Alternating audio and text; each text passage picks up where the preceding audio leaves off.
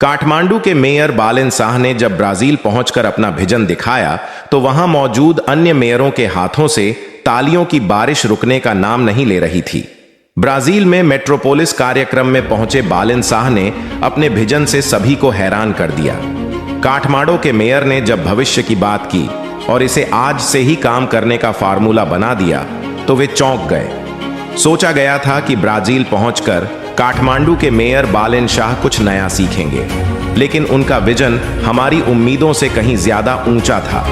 उन्होंने दूसरों को सिखाया है, उन्होंने दूसरों को सब कुछ सिखाया है। बालेन शाह नेपाल में एक ब्रांड बन गया है, अब इसे दुनिया में बनाना बाकी है।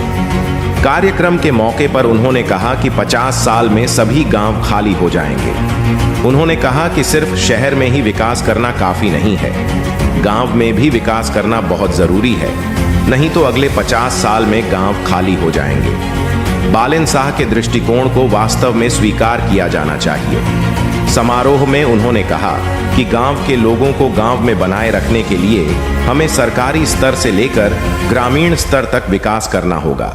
शहरों और गांवों का समान रूप से विकास करना और वहां रोजगार की व्यवस्था करना जरूरी है।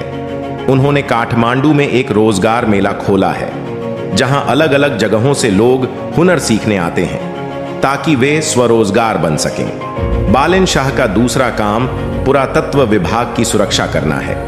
वर्तमान युवा पीढ़ी को नई इमारतें बनाने के लिए पुरानी ऐतिहासिक संरचनाओं को नष्ट करने की आदत है, लेकिन बालेन शाह इसके खिलाफ हैं। उन्होंने पुरातात्विक चीजों के संरक्षण के लिए एक अभियान चलाया है। उनके इस अभियान की सराहना भारत में भी हुई है। उन्होंने काठमांडू को एक खूबसूरत जगह बनाने का वादा किया और वह उसी के अनुसार काम करता रहा। उनकी कार्यशैली का लोहा पूरी दुनिया मानती है। वह 3 करोड़ नेपालियों के लिए हीरो की तरह बन गए हैं। काठमांडू निवासी और पूरे नेपाल भी भाग्यशाली हैं कि उन्हें उनके जैसी दूरदृष्टि वाला मेयर मिला है। नेपाल के विकास के लिए किसी नायक या मसीहा की नहीं, बल्कि दीर्घकालिक स्वचालित सच्चे देशभक्त की जरूरत है। आपको क्या लगता है? जैसा कि बालेन शाह ने कहा था, अगले 50 वर्षों में क्या पूरा गांव खाली हो जाएगा? कृपया टिप्पणी करें। जय हिंद, जय नेपाल।